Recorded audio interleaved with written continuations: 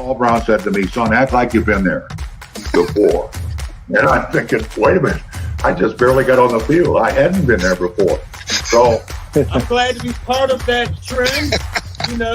Suns out, guns out. How about Isaac Curtis on one side, Charlie Joyner on the other side? A lot of quarterbacks were very envious that I had those two weapons to throw to. But now, wait a minute. Is it fair that Pat McAnally is still the sexiest guy on our team? Is that?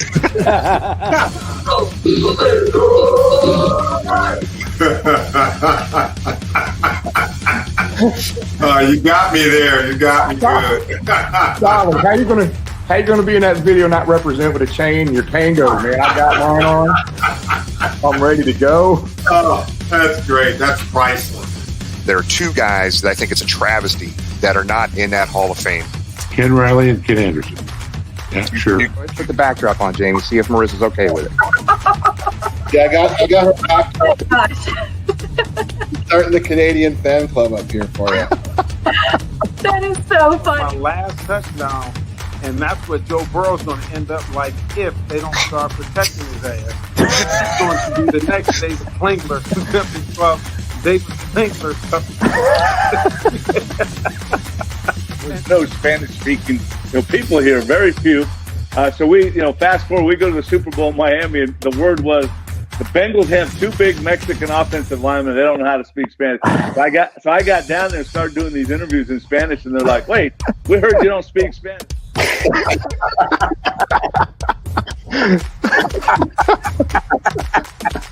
What's going on, fellas? What's going on? But I got on the plane one day in an all-red Suge Knight suit. And boy, Joe Walters and the linemen, they destroyed me. I thought for sure I was so clean. I had some gaiters on, an all-red suit on. I was Suge Knight. They roasted me. The head coach was really the pain in the butt. The Jerry Glenn, he would thought he was. If you didn't know who he was, he walked out there like he owned his state. And I always say, if I could get a chance to hit him on the sideline, I would. I'm tackling your ass, Pete. I'm shoestring low on you. But I got to tell you, you would have been stepped on, son. You would have had cleats everywhere. Well, I'm proud to be a Bengal. Yes, I'm proud to be a Bengal again. I got nothing from you guys. Good evening, everybody. Welcome to another edition of Talking Football with Bengal Jim and friends. And guys, this is kind of like our last episode. James, what did you say? School's out. We got to have summer vacation. Yeah. Summer vacation up for us and the Bengals fans. Take a little break and be ready to defend that AFC North Championship here at the end of summer. Yep. I know what we'll do. We are going to take a break after this show, after this episode. And we got a jam-packed episode today. So we will be back live again with shows July 10th. We'll probably might have something pop up in between them, but July 10th is when we're scheduled to come back. Guys, I'm just going to tell everybody that's watching right now, what you see on the screen today and how things work and how you interact is going to be completely different come July 10th. We are going to have a new look, new features. Everything is going to be fresh and new, and it's going to be a lot of fun, guys, when we get up and running again for July 10th. So quick run through the itinerary for tonight, everybody. So 8:05, Duane Haring he's the director of Bengals ticket sales. Guys, I don't know if there's any tickets left, but I can tell you when the schedule was released, there was people waiting on their laptops and their phones like there were 300 or 400th person in line to try to buy tickets. If there's any left, they can't be very many. So we're going to talk to Duane about that. We're going to talk a little bit about the helmet card tonight. At about 8:20, we have Alex coming on. He's going to talk about some cool ideas and features that he thinks would look good at PBS, which we'll show some images of that. We have Ken Riley coming on at 8:30. And probably around at 8:50, guys, we are going to dig into the schedule and some of the road trips and give you some guidance on if you're going to take any road trips, what are some of the do's and don'ts of that. And let's break down the schedule later in the show tonight. So it's jam-packed tonight, guys. Well, it's good to be back. Hope everybody had a good Mother's Day weekend. Shout out to all the mothers last weekend for their well-deserved holiday, if you call it that. Of course, we see our favorite Canadians not on the screen tonight, so hopefully things will be back to normal and he'll join us for the for the regular season. Yes, Tom. An update with Jamie. He's busy. He's got a new business. He's working 28 hours a day, 12 days a week. It's nonstop. He did, to a certain degree, boycott this episode tonight, and that's my fault. As we all know, Kay Adams left NFL Network this week, and he and I were just shooting the breeze. It's completely my fault. As who's going to replace Kay Adams? I don't want her to leave Cincinnati because she does a fantastic job for the Bengals and she's a great friend for the show. I just very innocently said Marissa Contepelli would be fantastic filling Kay Adams' role on NFL Network. Jamie got very upset with me and said he would not come on if I was on tonight. So he will be back. We'll calm him down. It'll be okay. Tom, there you go. Pissing off our favorite Canadian. Well, we miss him. He'll be back, but a lot to go through tonight, and look forward to getting the off season, rolling. It's been exciting already. Thursday night, I think everybody was sitting around their TV or computers or whatever tablet, just trying to plan out their fall. Certainly, we're looking at that from a tailgate perspective, and now that that's set, my fall schedule is complete. I'm sure yours are. Some were folding. Some were folding. Yeah, some were. We're going to talk about that. But hey, Tom, I got on this date in Bengal history, we got to hit you with, man. So I haven't been able to stump you all year so far. So I got one for you. This is obscure as hell.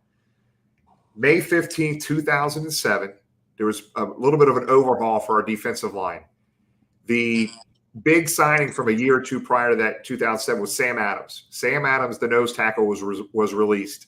Who replaced Sam Adams that year on the defensive line? A young 22-year-old rookie. Domata Peko. There he is. I can't get him, James. I got to get him at some point. Underrated Bengal defender in history. Just an absolute stud. And, really the heart and soul. We had some really good defenses while Domata was here. But he was really the heart and soul of that defense. I would compare him to like what C.J. Uzama meant to the team last year is what Domata meant to the defense all those years. Yep. He was a fan favorite, too. I know all the fans loved Peko for sure.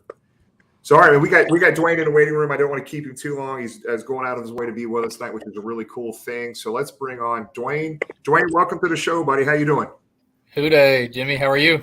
Good, brother. Good. So everybody that doesn't know who Duane is, Duane's the director of ticket sales, and he does not just that, but he does a lot of things down at PBS. He's involved in a lot of good stuff and things down at PBS. So, Duane, I just got to tell you a quick story. We had a fundraiser event with Sam Hubbard Thursday night, and that's when the Falling Warehouse. Yeah, the Falling Warehouse. We had a great turnout. It was 120 teams. There was over 500 people in there. And as soon as the schedule was announced, I had people coming up and say, "Hey, when do we get tickets?" I was like, "You might want to get them as soon as the schedule's announced and grab them." There were people coming up to me, showing me on their phone. They were 300 or 400th person in line trying to buy tickets. Like they were waiting to buy those tickets. So are there any tickets left for the season at all? Thank you. I appreciate that. Yeah, it's been a fun off season. No question about it. The season ticket base has really had a huge uptick. It's going to be a rocking jungle this fall. But to answer your question, yes, but not many is how I would answer that. So if you're exploring the idea of coming out to a game or two this fall, it's time to act because you really want to make sure you get in and get an opportunity to buy those seats from us. I know that the secondary market can be a little tricky. So if you get a chance, there are still tickets available, mostly canopy seats for all of our home games. But I know that like Pittsburgh and Buffalo and Kansas City are starting to go real fast. And I can attest to that. I tried to add a couple more season tickets this year. So many friends that want to come, and you're right. I think there was a couple in the 200 north end zone, and the rest of them were basically 300 level, especially those that wanted multiple seats together. So I will second what Duane just said. There's not a lot left, and get them if you want to jump on. We tried to make sure that there were seats on all three levels of the building available, but I know those lower levels got snatched up real fast. And I think we did a great job of establishing the Canopy Crazies last year. And I can tell you, if you're interested in just coming out and trying it for a game, the Canopy Crazies is where it's at this fall. Jump in there and see how you like it, and who knows, you may walk away a season ticket holder. Yeah, and Duane, your ticket office, the folks in the tickets have been working their butts off. I don't know if you're working them 7 days a week, 24 hours a day, but I know they're working hard, buddy. I know they're working hard. It's been so fun. Like, I know you just put that tweet out the other day about, tell me where your seats are at, a season ticket member family. And I just love that. And you could see, I mean, of half your responses were, we're brand new this year. It's our first time. We're sitting here, we're sitting there. We've got a great team in that ticket office. We really do. We've got some great leaders. We've got some really, really hard working, awesome attitudes. And they love to meet with our fans anywhere, anytime they can. And even if that's Saturday or Sunday, they'll meet you at the stadium and make sure you get a chance to see your seats and pick them out. And it's funny. I think Elizabeth said something to this effect last year. I think when Elizabeth was on, she was talking about how there's a sense of community in different sections and it's totally true. I mean, when she made that comment, I look back, I just looked at our section, and things change over the years. People get a little older. Maybe they can't do something. Maybe they have kids doing stuff. But man, I tell you what, a big block of the folks that we sit with in 158, that lower part of it, I mean, we know their families, we know their kids, we kind of know how things are going in life. And these are people sometimes a lot of times you don't hang with outside of football, but the sense of community in the section you sit is very real, right? No question about it. I mean, you're probably one of the best examples of that. I mean, you've been in 158 for as long as I can remember, and you talk a lot about how you guys know each other's names, your kids' names, where everybody's from, what they're doing. Yeah. And the vision that I share with Elizabeth on this is when you get into a spot and you know that to your left, to your right, in front of you and behind you, this is Who Dey Nation. These are Bengals fans. And they're coming to the games. They're not selling the tickets. And they know the players, they know the stats, and they want to talk football with you. I mean, you can't tell me that after you leave a game, regardless of the result, that you don't want to come back next Sunday and see those folks. It's just, you can't wait to find out, hey, how did that wedding go? And hey, how was graduation? Oh my gosh, how are your kids? I can't believe they're that old. That's the family, and you even referenced that on your social, I know, but it is a family. It's your home away from home. It's funny. It's like, there's people that say they don't want to go to the game because they can sit in their couch and get a case of beer and, watch on their 60-inch flat screen TV. I guess there's some advantages to that. But, man, the experience on game day, the tailgating, spending times with friends and family, people you normally wouldn't hang with, and then getting into the stadium in your little community, in your section you sit, that doesn't happen overnight. But I'm telling you, everybody that's watching right now, the new season ticket holders, when you get in your section this year, I'm telling you, you're gonna start bonding with people you never thought you'd bond with before. And I promise you, it's a very special experience all the way. Absolutely. And just to throw it back, I mean, because you're right, the comparison between the in-game live experience versus at home. Hey, listen, I understand everybody's going to have their reasons, but okay, so we were at Garth Brooks last night. There's 66,000 fans there. And the roar when Garth came on was nice. It was really, really great. But it doesn't compare to what I know you'll remember. If I just took you back in time and said, remember the time that Jermaine Pratt intercepted that ball in the Las Vegas Raiders playoff game. The sound of that crowd, you can't get that anywhere else. Yep, 100%. You could feel it. You just couldn't hear it. You could feel it in the stadium. So, James, Tom, anything else for Duane? Because I have one more thing when we close for him. Yeah, our buddy Augie from New York poses a question. Augie's one of the many out-of-town guests that fly in. Certainly, they know where to tailgate before the game. But Augie brings up a question for the new fans that come in. Maybe it's their first time. You see a lot of people that tour PBS. Is that available on the Saturdays, typically before game days? And anything else you'd recommend, Duane, for somebody coming into Cincinnati for the first time? No question. So, Augie, thanks for that question, and I do see it popping up here. What I would say on that first, the tours, the public tours that you can purchase and come in and get that all-around tour of PBS, those are available in the off season, but they're not available in season. But what I would say to that is a lot of what my staff is doing is inviting folks to come down to the stadium if they're looking at tickets of any kind and want to purchase tickets.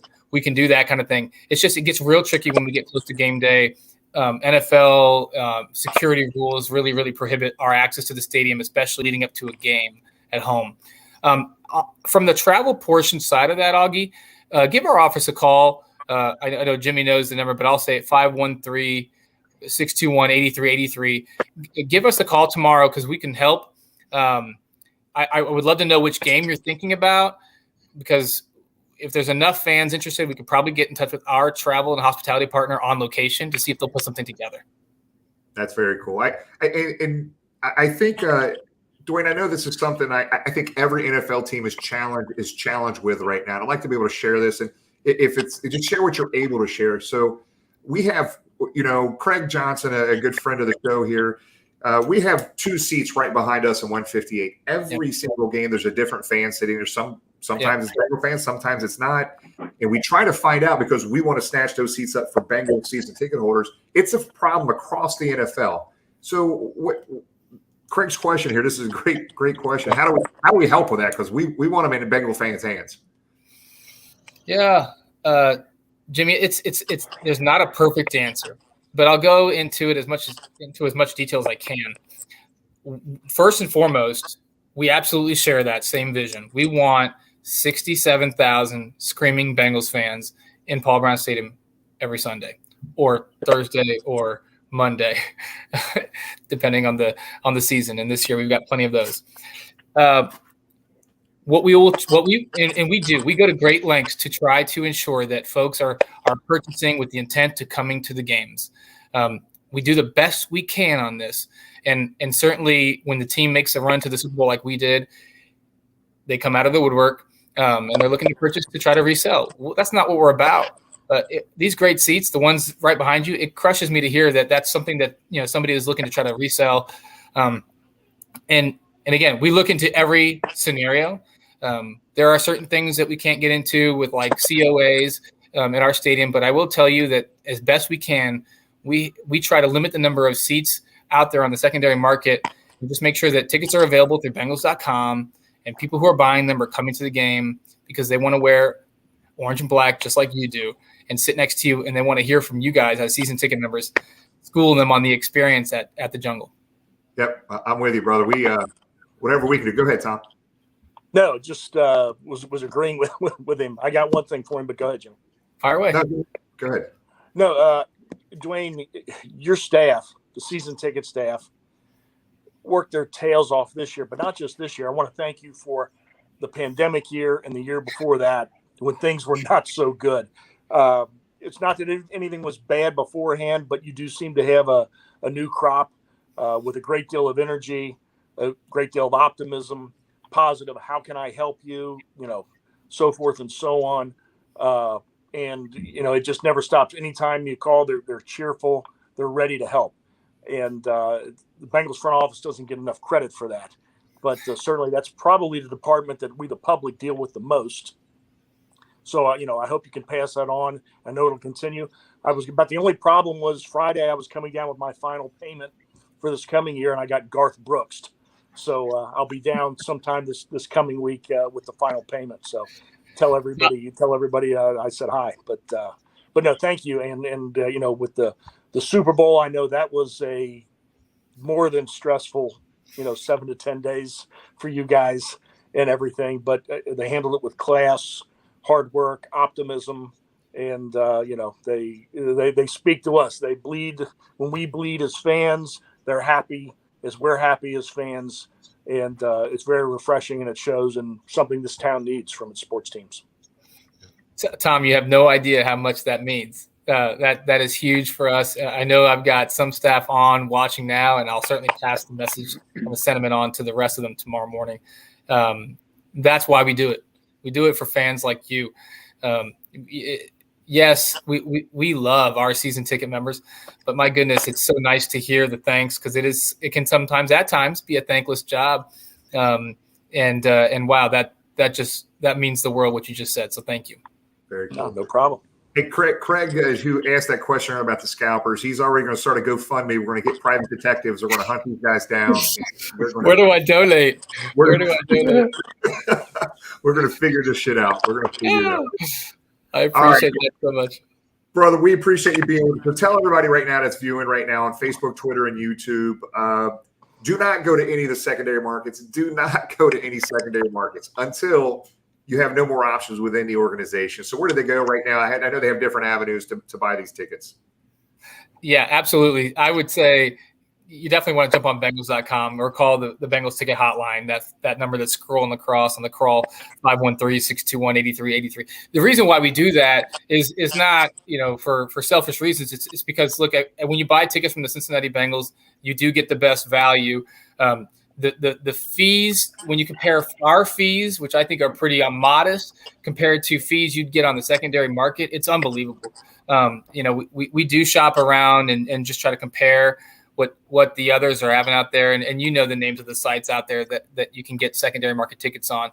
I won't drop any names on there, but just come check with us and we'll be straight up, because if we're sold out or we don't have tickets available for sale, we can at least point you in the right direction and say, here's where you're best to go to make sure that you're not going to have any problems on game days. I can't tell you how many times it crushes me to find out that somebody comes up to the gate with a ticket that was fraudulent or won't scan, and the site that they bought it from isn't going to support them on game day when they're struggling with their mobile tickets.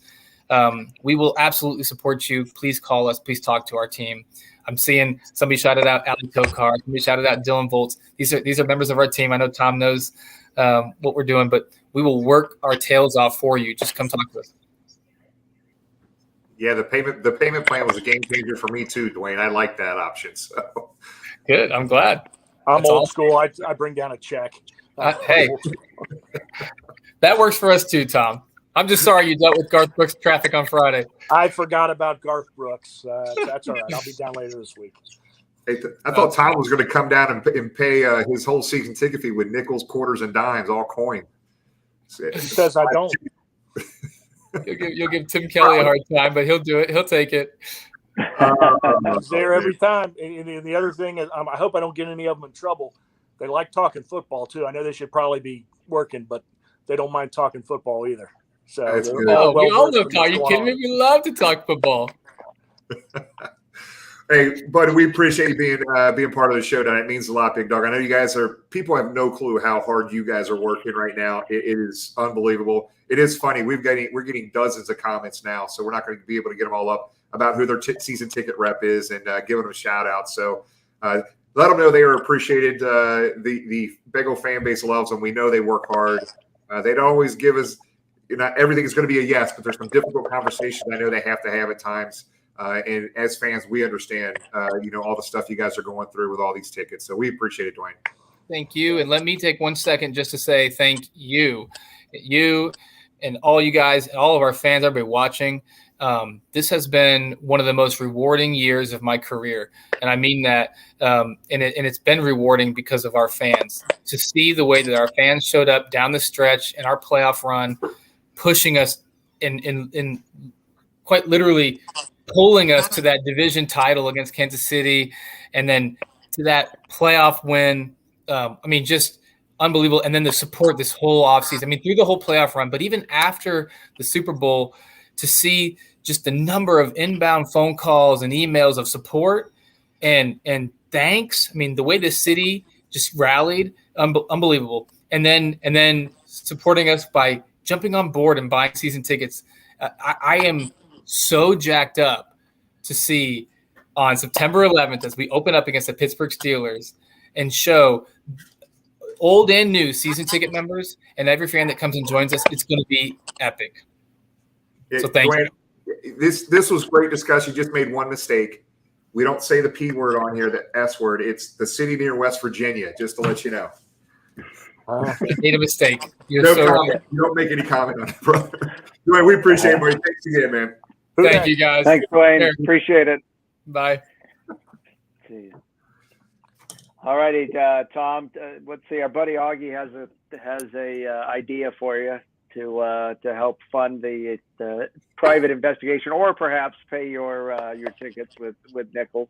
The cans are collected, I believe, after the game. We generally head for our seats. There's no time. Cleanup is after.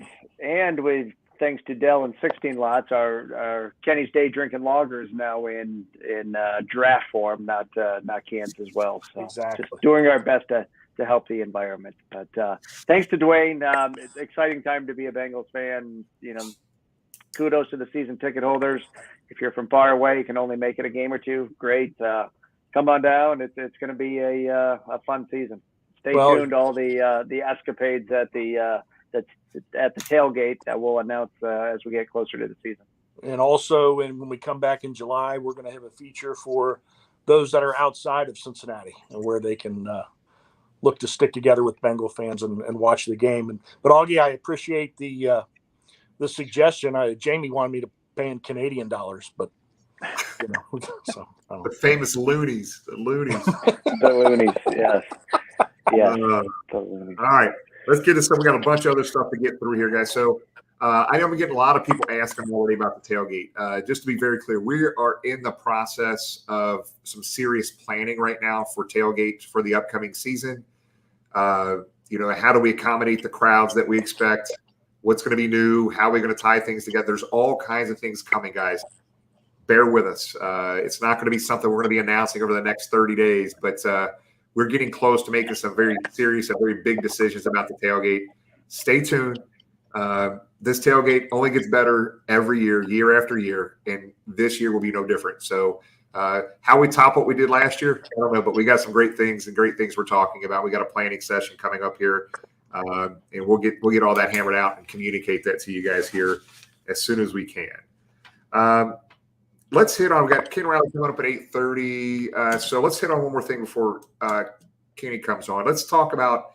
I don't know if everybody got a chance to watch. I think Brandon Bradshaw from Portsmouth posted a quick video. He always does, like birth dates in Bengal history, or do you remember this? Like he did something with the Bengals Helmet Cart, and I'm gonna play a quick video here with this. And Ken Riley's just in the room here, so we're gonna play a quick video of the helmet car, if I can find it. Here it is. All right, we'll play the short video clip. We'll come back and talk about this here.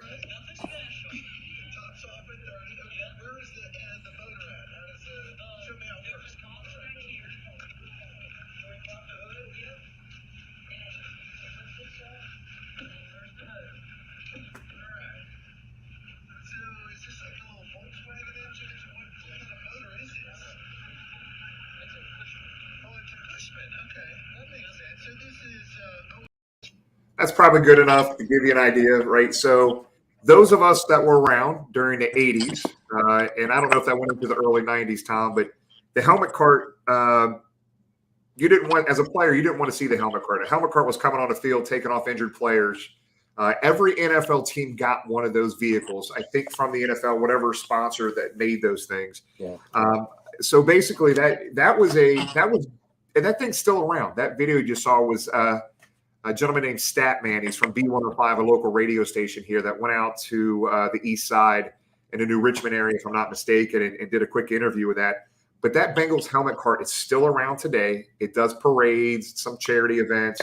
A longtime Bengal maintenance employee retired in 2010. And the Cincinnati Bengals organization gave that helmet cart to him. That was one of the things that he maintained for the organization. I was told it's a gas vehicle. It doesn't go any faster than 30 miles an hour. But that thing right there, we have got to get down to a tailgate this year, maybe get it down to a fundraising function or something. But Tom, I have those little helmet cars like this big, I still have 2 or 3 of them here that I saved. A couple of things. Tell him to stay on Route 52 and stay on Kellogg Avenue. If it only goes 30 miles an hour, it'll never get up a hill out of New Richmond. But, the helmet cars, and Jimmy, there is somewhere, if we found that cart, somewhere each NFL team had the helmet cars with the helmets going over and the face mask bumpers. They were used in one of the early Super Bowls, I think Super Bowl 3 or 4.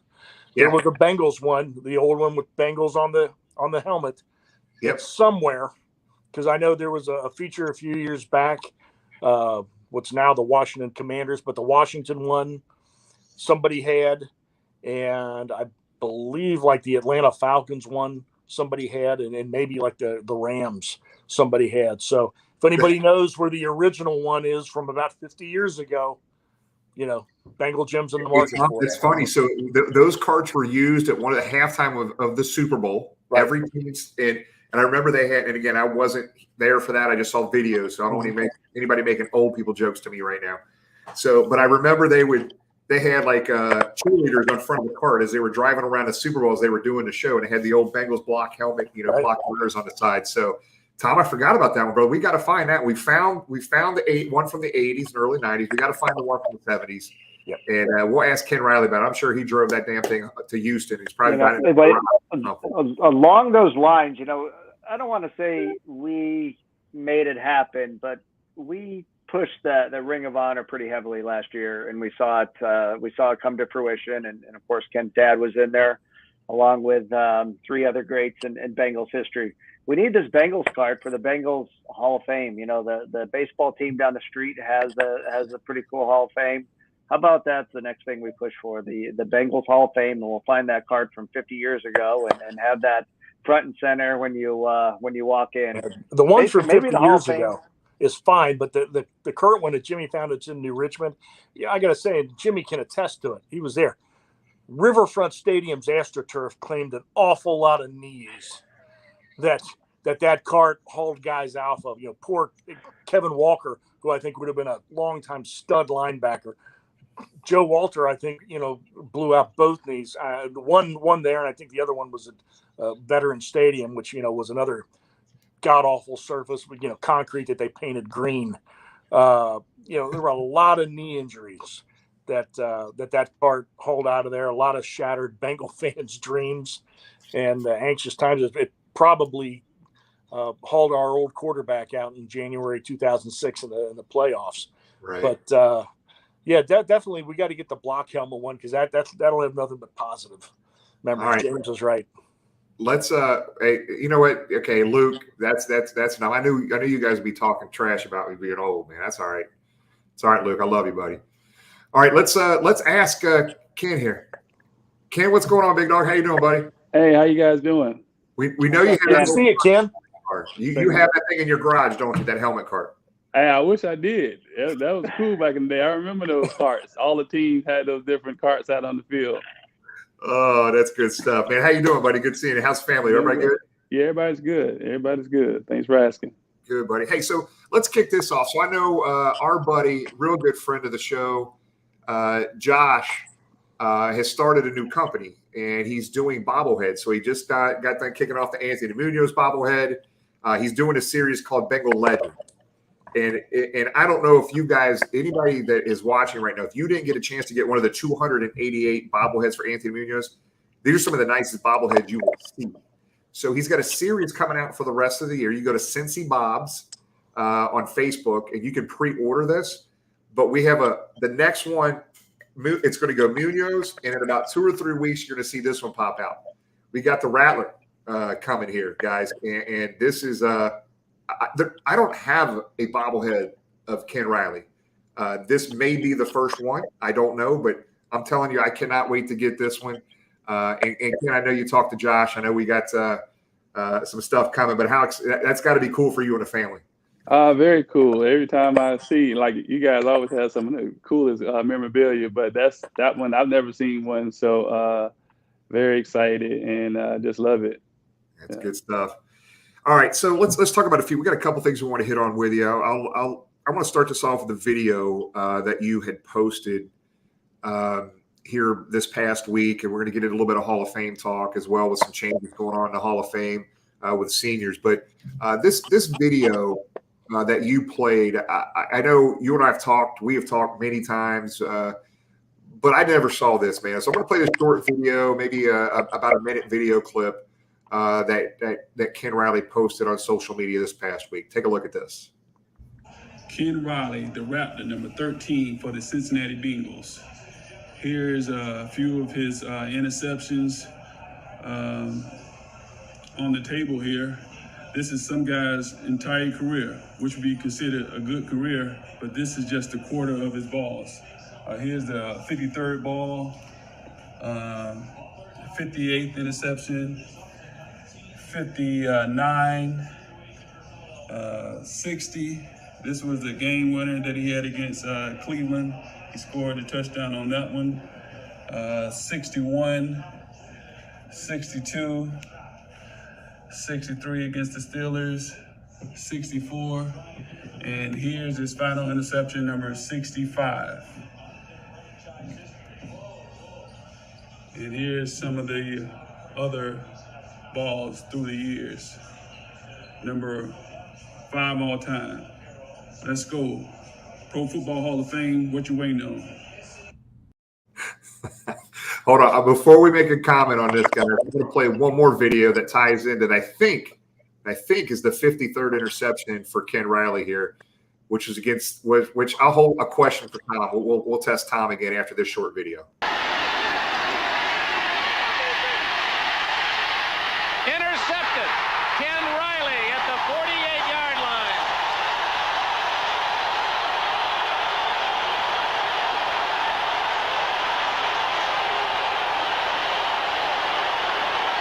There was a mix-up on the pattern.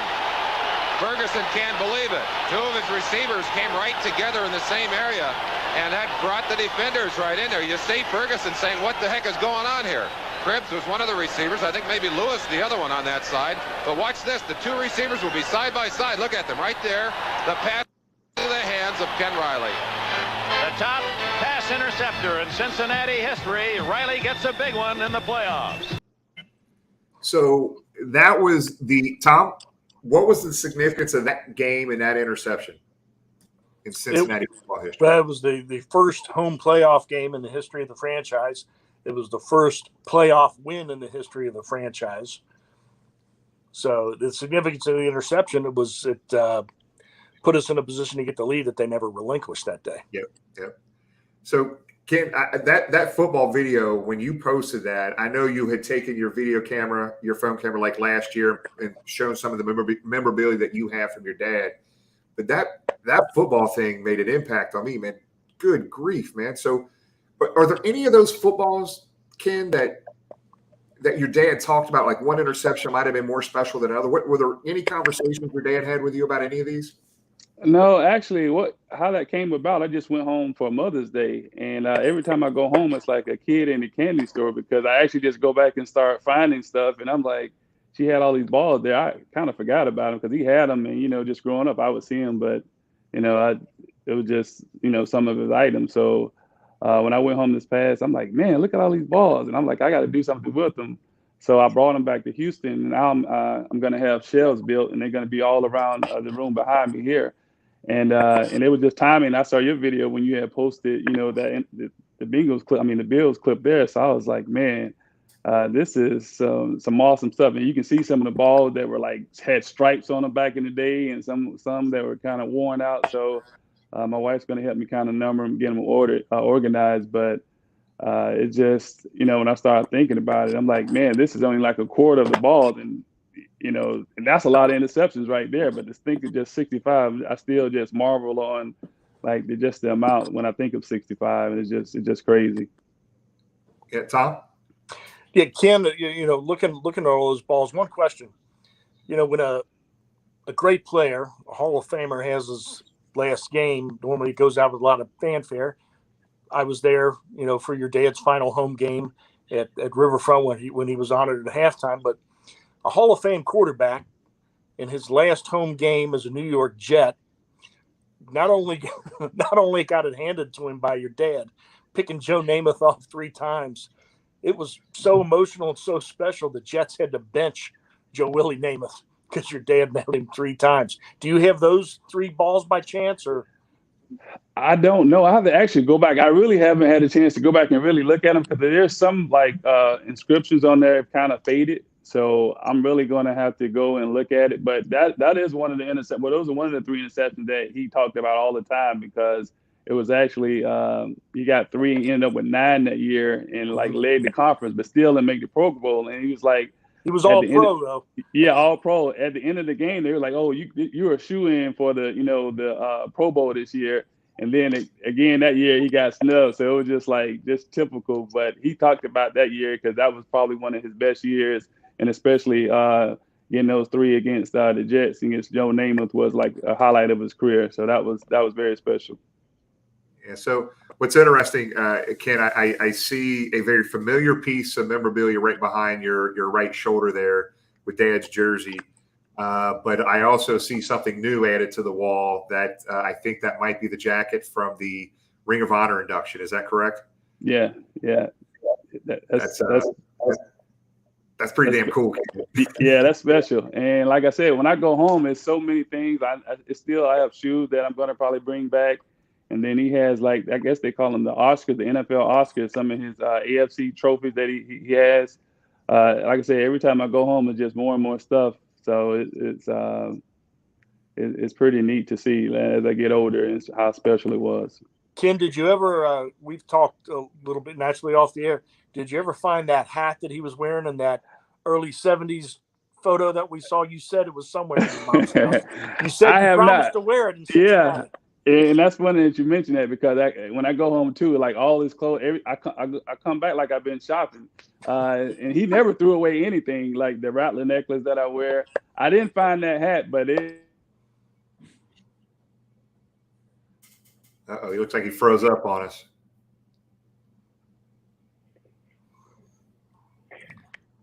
Let's. Joe Namath sabotaged it because there he is. He's back. You're back. We lost you just for a second, Kane, but we got it. We got it. So Tom, here's a viewer question, Ken, and thanks for joining us. Our buddy Hollis is a resident Bengal jersey collector. Asked exactly how many of your dad's jerseys do you have? We see one hanging behind you. How many others do you have, Ken? I have 4.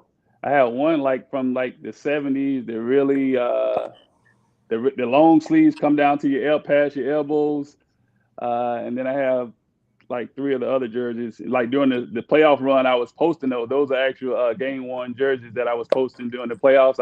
I was superstitious, so I kept posting one every Friday before the game. So I got like 4 jerseys though.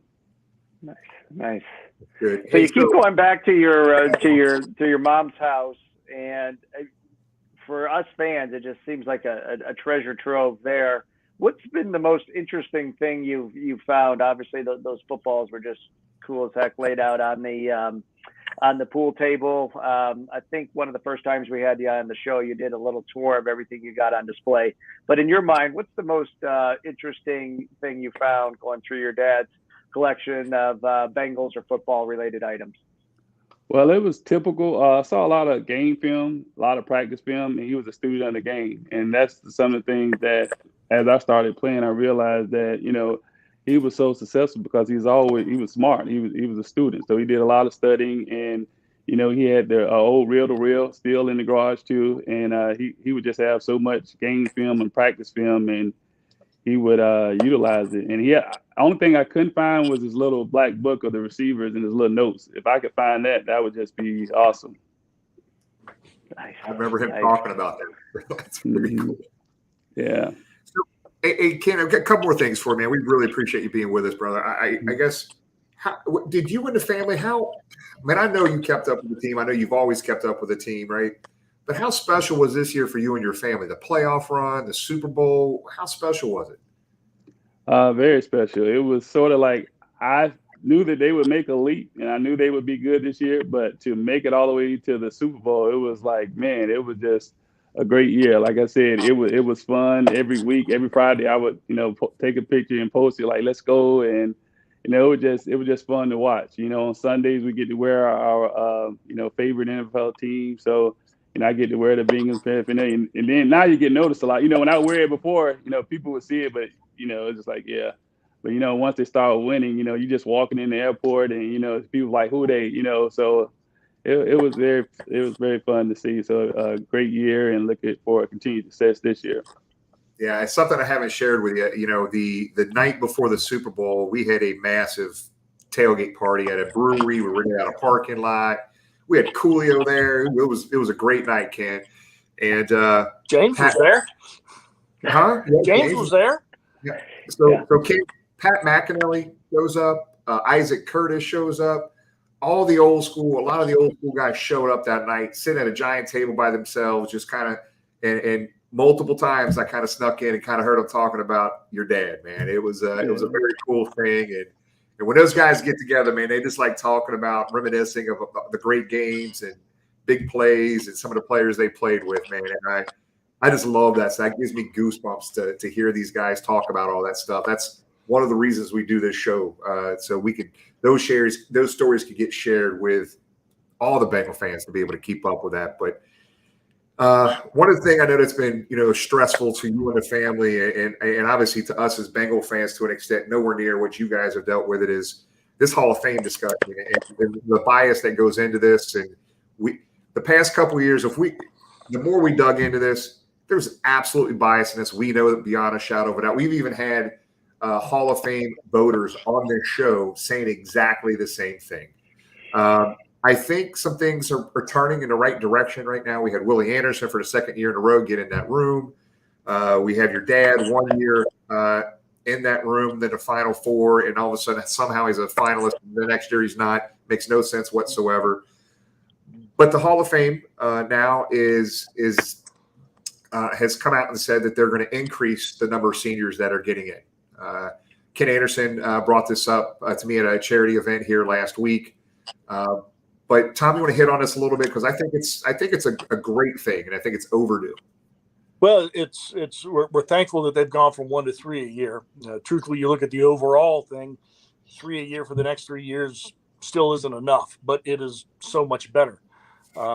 And something that was explained to us last year is the people for the senior voting are not the same guys every year. They rotate the riders through there. So they had different opinions. And as Jimmy said, the more digging we had, the more people we talked to a degree, the more frustrated we got to hear some of the opinions of certain riders, maybe some of their opinions wrongly of either the city, our market size, or the history of the franchise. We've got two guys in the senior pool. Ken Riley, who how many guys have lined up at cornerback in the National Football League in the last 105 years? He's number 2 all time for cornerbacks for interceptions. Number 2. Everybody else looks at him other than Dick Night Train Lane, who's in the Hall of Fame and rightfully so. There's just no logical reason. Had he played in Chicago and the Bears were miserable, or the Jets and the Giants teams in the 70s, which were terrible, embarrassments to the NFL, he'd have gone to 11 Pro Bowls and been an All-Pro 8 or 9 times, and his bust would have dust on it in Canton. And the same with Ken Anderson. So, hopefully in these next 2-3 years, some wrongs will be righted. Some very big wrongs will be righted. It's not a stretch or anything you say, but it's the right thing for the game, and it's just common sense that these two greats belong in Canton. Not just to be respected as great players or all pros or anything else, but to be in the pinnacle, to be in Canton. And, it's certainly for the next 2 years, we've got a little better chance. But what's really gotten to me, and I know Jimmy's talked to too, we've talked to people in other cities who might be frustrated for certain players of theirs, and they all say the same thing. It makes no sense that Riley and Anderson are not in. So hopefully with again up to 3, I have no problem with both of them going in together this next class, and as it should be, but as soon as possible. But yeah, it's a big first step, and hopefully it goes well enough and popular enough that the Hall can do that for other guys too. But certainly we're very concerned about our guys getting their just due. Yeah. So Ken, again, I know you knew this, right? I mean, how did you hear about it? Is there any renewed optimism at all? I know where your head's at, right? I know it's been tough all these years, but kind of give us your thoughts on the increase in it from 1 to 3. And, I keep saying this, it's going to absolutely happen, just not going to win. But give us your thoughts on it. It's definitely good news and a move in the right direction. Every year it's like a new season, and I get excited, just like, everybody's 0-0. So I start ramping up and putting stuff out. Talk to some of the Hall of Famers. They're going to be doing some videos for me. I think I shared that with you. So I think increasing it by 2 is definitely a good start. And it's funny because like Cliff Ranch, his sister, the church I attend here in Houston, that was his church, and his sister who's introducing him attends that church. And I kind of talked to her, and, he passed away a year before my father.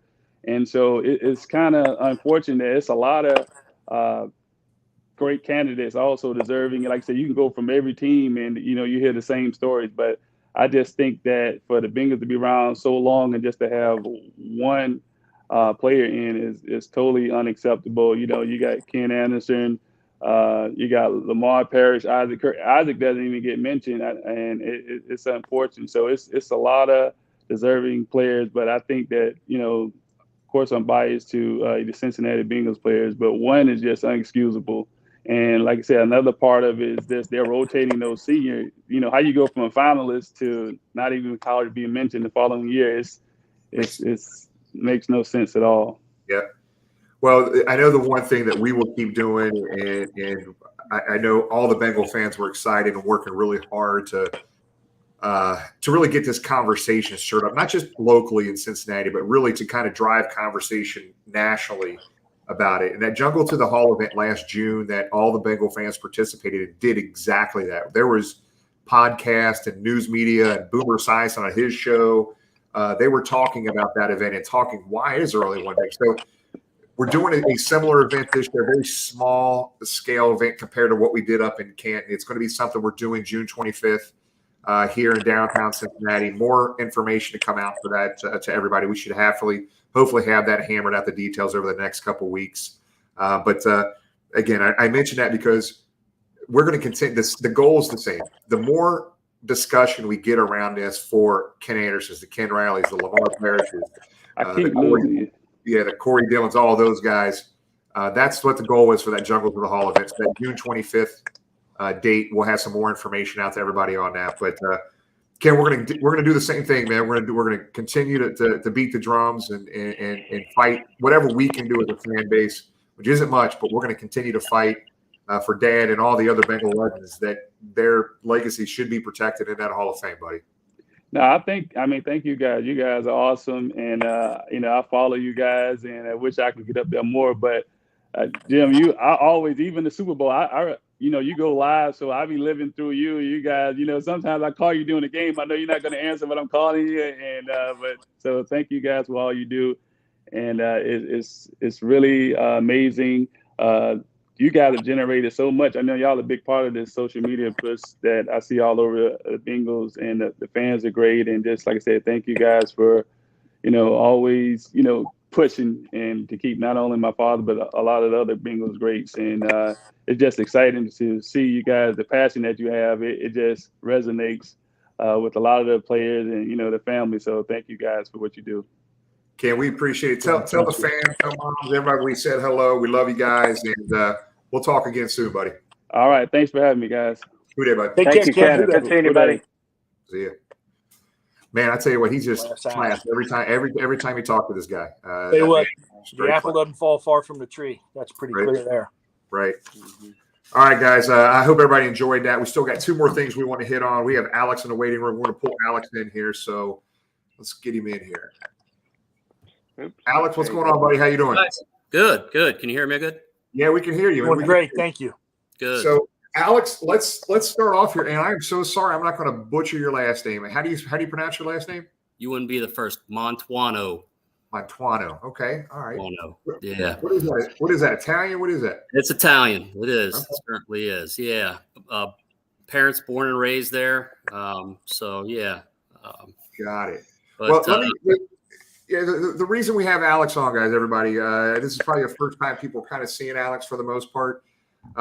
Alex, and I talked at the Foaling event this past week at the Sam Hubbard fundraising event, and he just is a Bengal fan, just like everybody that's watching right now. No bigger, no less. He's just a diehard Bengals fan.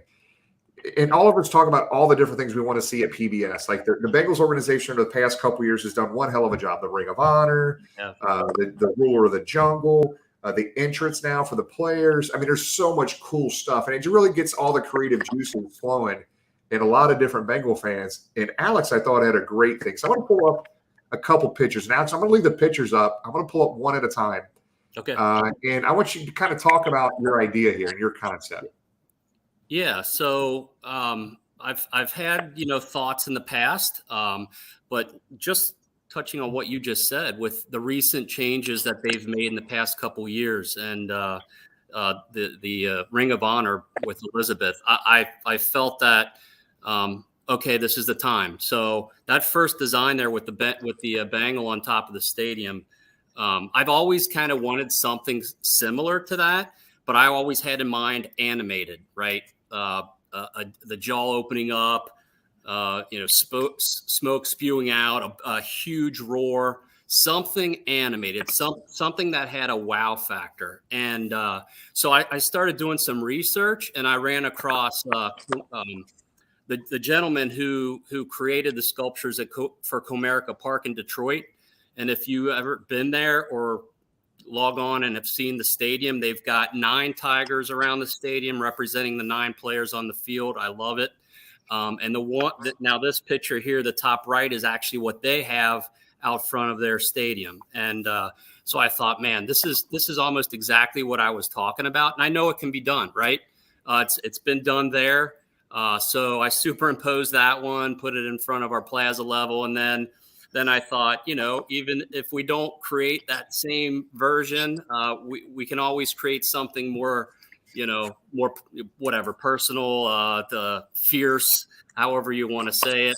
And I thought, you know what, this is now the time to at least throw it out there, design it. I dabble in freelance design. It's not my job right now. I'm a corporate guy. But I just thought the timing's right now. Now, I will say, when I submitted this, I tried to submit this to the Bengals a few weeks back, and that timing was probably not the best. It was, right when they were looking for a practice facility. It's right before the draft. So I kind of figured that, I may not hear anything, and it may not have even gotten past the gatekeeper. So my good friend Tom Turciano said, you got to get with Bengal Jim.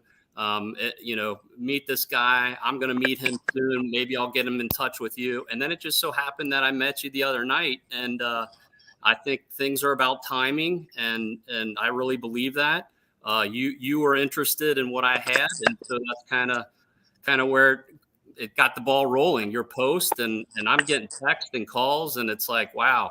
So, who knows? I know they got a lot on their plate right now. But, I'd love to be able to talk to the Bengals, and I've got other ideas, and one in particular that I'm not going to mention here. I will talk to you about it, but it's I think as good as the Tiger. I mean, I'm telling you. So yeah, Alex, it's interesting. If I think last year, if you remember, we had I forget the guy that kind of put the Reds Hall of Fame together, or at least Cam Miller. Yeah. Yep. So he did some photoshopping of like images of Paul Brown statue, of different Anthony Munoz, Ken Anderson in and around the stadium. This kind of ties into that, right? It's when who was it just said on the show? When an opposing player comes out, they want to see something that they know they're in the jungle, right? You got a 200-foot Bengal tiger growling at you, spewing out fire. This one will be 68 feet. I mean, 200 feet, Jim. Come on. I don't know, man. Yeah. So, and my vision was 68 feet long, and that's actually, that top one is pretty proportionate to 68 feet because I used the goalpost and the length of the goalpost width, and so that's really close. And the reason I used 68 feet was, as I mentioned there in that little graphic, was to represent 1968 when we started our franchise. So, yes, something there. You obviously you want to be intimidated, or we're looking to intimidate from the other sideline as players and fans, but we want those opponents to come in and see that and be like, wow, that's pretty damn cool. Let them not focus on the game in this big ass tiger on the top of the scoreboard growling and that's what it's all about. I mean, my idea is to have something like an opening roar to where they have a guest person, like either hit the button and make that thing roar right before kickoff. And it's former players, someone like they could tie that into ruler of the jungle as soon as the ruler jungle hits the staff down. Exactly. I mean, they do that at other stadiums. They got the 12th man in Seattle. Minnesota's got the horn. So that's kind of my idea with this. And who knows if structurally they can do that? But I want the ball rolling on. Where can we go from here? Because believe me, I love what the Bengals are doing here in the last couple of years. Like I said. So I just think this is the time to bring it up. I thought it was something cool to share. Yeah, love the idea, Alex. I think always looking for ways to spruce up Paul Brown Stadium and just looking for something iconic. We talked earlier on the show about all the people that come in from out of town that walk downtown to have that iconic thing. Here's a picture from Carolina. That's Jerry Richardson, who's a whole different thing. But how cool would it be with Paul Brown with two Bengals there, something like that, with fans outside PBS? I know you go to a lot of other stadiums, you see their Hall of Famers up there or their people in the Ring of Honor with statues. So I'm on board with this 100%. Obviously, the tiger is just a cool symbol, and would love to see PBS plastered with them, not only inside but outside as well. Or Alex, what we can do is just go to the Cincinnati Zoo and literally let two real tigers loose in the opposing team's locker room. That would scare the So one of my minor ideas was getting the zoo to get a Bengal at the stadium before the game, maybe on the plaza level, obviously in a cage. But I don't know if the NFL allows that anymore, but that'd be pretty cool. We had it for how many decades, Jimmy? Yeah, it was Benzu. Benzu, right? Yeah. Benzu was on the field. Right. I think a couple times got a little aggressive, but you see Benzu on the field in the preseason. He'd be this cute little, baby tiger, and then by the time December rolled around, you didn't even want to sit in the blue seats. You were so afraid that Benzo might get loose. So, well, Alex, brother, we hope that gives you some momentum. And I thought it was cool enough topic and what you did, the work you put in to kind of share that with all the fans. And we appreciate you being on, buddy. Great. Thanks. I appreciate it. Thanks for the time, guys. All right. Great See you, man. show. Thanks, Alex. Appreciate it. Yep. Thank you. Bye. So great idea, and would love to see that, and kudos to the Bengals. I think every year they keep stepping it up, and addition like this would be great, and quite frankly, looking forward to seeing is Alex the gentleman's name that does the pregame stuff that we had on, that used to work for Kansas City. What was his name? No, he works for the Bengals. Seth. Yeah, he works for the Bengals. Seth. Yeah.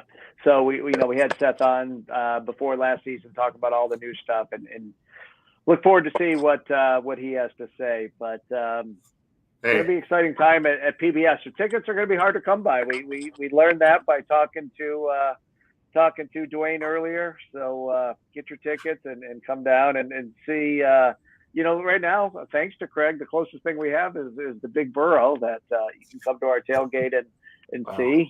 Big Burrow also made an appearance on the schedule release video, but right now that's the best we can do. And there is no better place in Cincinnati to be than PBS when it is full and rocking.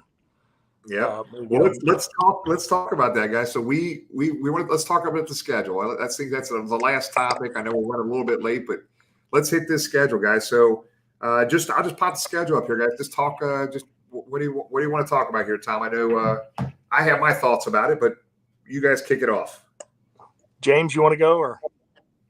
Yeah, the first thing that stuck out to me is obviously we love tailgate and we love having fans across the nation come and visit us, and only 2 of the first 6 at home. But it is what it is. We get to open up at home with a win against the Steelers. Not that the opening game needed any more hype, but to open with a team next to West Virginia will be great. And then Thursday night, remember the party we had last year pregame with the live band, and then coming back against Jacksonville and getting that win on what was Ring of Honor night. I wonder if that'll happen there for our second home game of the year. So as we kick off the season, those are my first 2 thoughts there. Obviously 4 of the last 6 are at home. 2 of the first 6 are on the road. Obviously, road games are a big part. We had the great crew that went to all the games last year, home and away. My favorite road game, I know a lot of people have New Orleans circled, which I think is going to be great, especially with all the LSU tie. Personally, I was hoping that Dallas game was going to happen on Thanksgiving. We saw a lot of hype around that. That didn't happen. But who's not going to want to go to Tampa in December and get out of this cold and spend a week in sunny Florida on December 18th? So that's definitely the road game I have circled. Look forward to going to, but look forward to building the tailgate schedule and seeing a packed PBS for 8 home games this year. Yep. Tom? The first thing I noticed was the buzzsaw after the bye week. That's the rest of the season. But we already knew who they were going to play.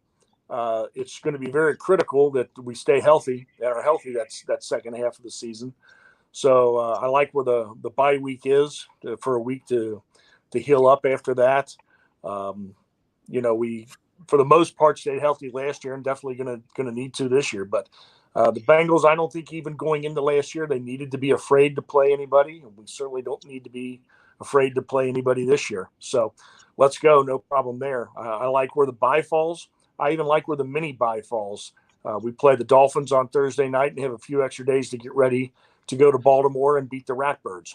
So no, it's I'm perfectly fine with the schedule.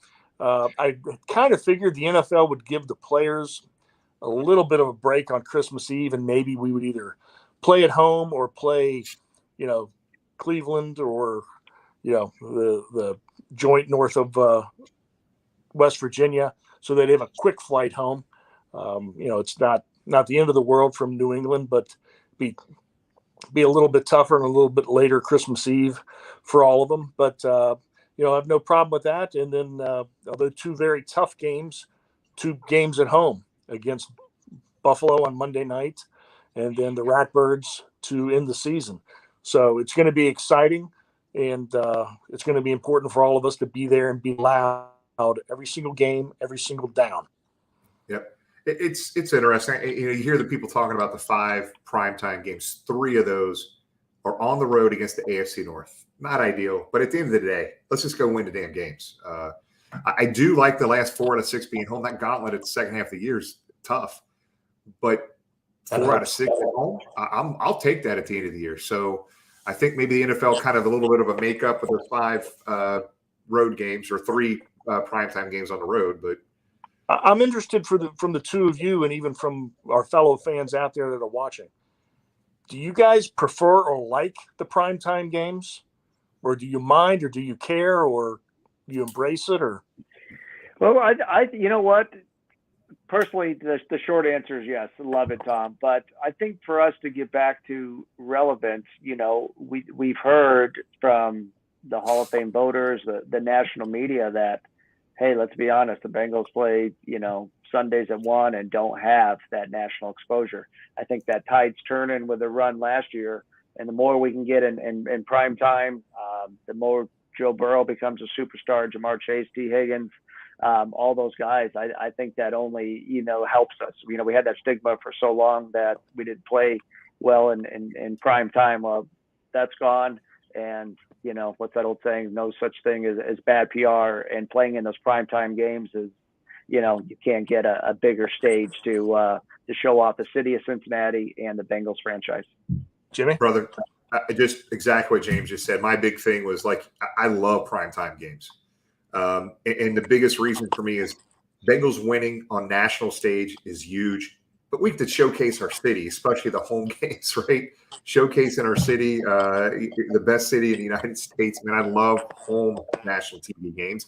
Even the away one still gives this city and this area the publicity around it. So I love the primetime games. I would be okay every week with a Sunday night, Monday night. I don't like Thursday nights as much as I like Sunday nights and Monday nights. But so let's pull this schedule up. So I'm going to leave this up again. So I think there's a lot of people that have been direct messaging us about road trips. So yeah, we plan on attending as many road games as we can. We plan on organizing tailgates, the whole 9 yards. Obviously too early to to do all of that. But I can tell you, let me give you some rule of thumbs for road games.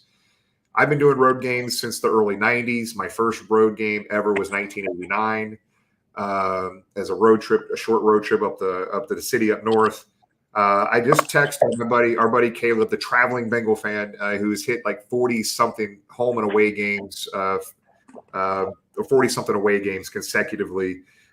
Here's his rule of thumb on this. So if you've never traveled before, people are scrambling, try to buy flights and try to buy hotel rooms and try to buy tickets. So let's talk about all three of those: flights, hotel rooms, and tickets. So plane tickets, the general rule of thumb really is try to look and book on Tuesdays and Wednesdays, 5 to 8 weeks out.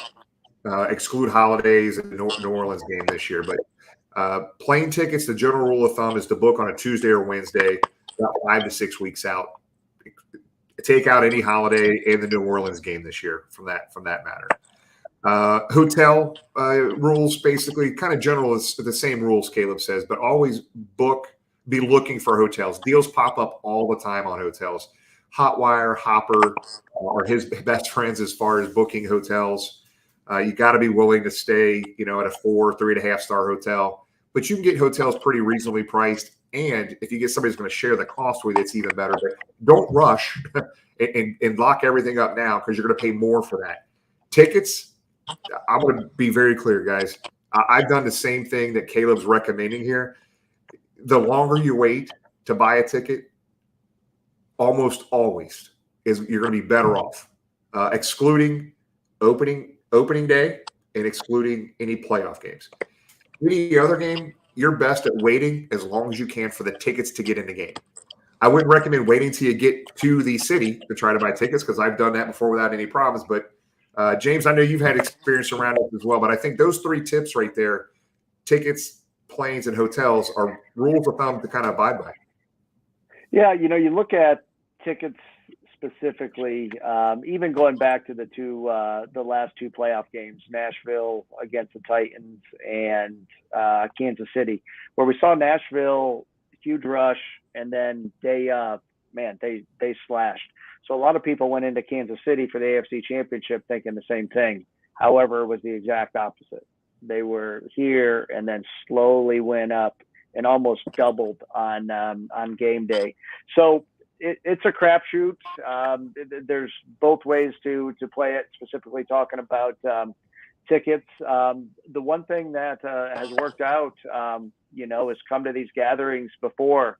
If you have a friend that wants to come hang out, tailgate, be part of it, bring them on down. Usually you can find a ticket or two. You can't be too picky, but a lot of times people have tickets available. And the other nice thing about that is, you're sitting amongst other Bengals fans. So this schedule, it's going to be fun. A lot of with us playing the NFC South, not as much drivable games as we saw last year going to Chicago and Detroit. We have the New Orleans one, the Tampa one. Obviously, New England, I think, is a 14-hour drive, so you might have to jump on the plane to go to some of those.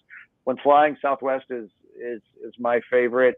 Simply, you can cancel a flight anytime, rebook it, change of plans, flex schedules now. If a game's scheduled for 1 o'clock, it's moved to a prime time on Sunday night. Southwest Airlines gives you that flexibility. And, if you stay at a place, rack up those hotel points and use those for your road games. But I tell you what, it's great to see all the Bengals fans that travel on the road, supporting the team, because it's a lot of fun. And I know people are already playing in Dallas this year for week 2. New Orleans is going to be another big one. And, hey, support the team, home or away, come out and show the stripes. Yeah, and John's asking a great question here. We get this question a lot. So it's a yes and no question, John. I'm sorry to be vague, but I'll explain that to you. So the Bengals get every team gets a set amount of tickets for their players' families, basically. And if those players' families decide not to attend, those tickets are given back to the Bengals ticket office. But that's normally not until like Wednesday or Thursday before the game on a Sunday. that they would potentially be able to sell those tickets to you. Those tickets that the Bengals have, if they have a player's family that gives the tickets back and doesn't use them, if the Bengals don't sell them to their fans, they actually give them back to the opposing team to sell. Those tickets are usually not the best tickets as far as seating wise. They're going to stick you up at the top of the stadium somewhere. That's normally the tickets that the opposing team's fans get. The teams are given for their families. So it's yes or no. You would have to check in like a Wednesday or Thursday with the Bengals organization to see if they had any tickets returned. I'm pretty sure that's still how it works. I know it's how it used to work. So I don't know, guys. I'm excited about the season, man, and that is a brutally tough schedule after the bye. But we're AFC champs. We shouldn't be scared of this at all. No, not at all. No, ready to go. And I love the attitude coming out of Paul Brown Stadium from the players and everybody down there. So confident, needs have been addressed, and certainly not afraid of anybody. Know that they have a challenge, but the guys sound ready to go. Yep. All right, guys, let's close this out. Our last episode before summer break here. We'll be back July 10th. James, you want to kick it off? Yeah, no, kudos to the fans. As Duane alluded to earlier, our first guest of the night, tickets are few and far between. So kudos. We see all the new fans that have jumped on board with season tickets this year. So thank you to doing that. Look forward to seeing a lot of the new faces down at PBS. It was a good free agent off season. We had a solid draft, addressed a lot of depth issues, especially in that secondary, which I'm excited about. And now the schedule's here, the fall's complete. We can start making the plans and look forward to mini camps and OTAs and all that good stuff coming up. Tom? I know rookie camp, the Bengals really don't have rookie camp. Zach Taylor believes more in rookie day and then just flowing it into the veterans. But everybody seemed very impressed with the draft picks, very optimistic that everything they anticipated for the guys will just click right in and step right up and make us even better. So we're going to take a little break, just like the Bengals and the coaches do. We're going to upgrade the show just a little bit and modernize things, and hope to see everybody back July 10th. But keep an eye on Twitter and Facebook for a chance we pop in. And you never know, during mini camp, Bengal Jim has his skybox over the practice fields that he may be checking in for. So check in, and we will have a big announcement coming for Jungle to the Hall too. Yep. Yeah, good point. Again, save the date, June 25th. Keep an eye on Instagram, Facebook, and Twitter for some updates on that. There may be a sporadic impromptu going live on YouTube as well at some point, getting an impromptu show. But June 25th, save the date. More details coming. It's going to be a great event as usual. We got a lot of people involved working on that. I know Tony the Tiger and Carrie are working on some things as it relates to that day. We're going to have some fun that day as well. So July 10th, like Tom said, is our next day officially scheduled back. It's going to be a new look, new feel, new features, getting everything geared up for the start of the season. We'll be back July 10th. And by the time we're back July 10th, we'll have a new format and a new look and feel and some really cool new features that will be more engaging, fan engaging than maybe what we have done in the past. So, guys, we appreciate it. We're already at about $14,000 of fundraising. We did $11,000 for the Ken Anderson Alliance. We did that 5K on the Purple Bridge. We did a little over $3,000 for the Lymphoma Leukemia Society for Leslie Eiler. So we're about $14,000+. We got a lot of stuff planned for the local charities coming up here when we get back going here July 10th, and maybe even do something from now to then on our social media platform. So we appreciate everybody viewing. We can't wait to get back on schedule here July 10th. If you need anything from us at all, James and I do a pretty good job, or best we can, keeping up on any direct messages on Facebook and Twitter. So if you have anything you need at all, or have any questions about anything, just let us know. We appreciate you guys. We love you guys. We'll see you soon. Hoo day. Hoo day.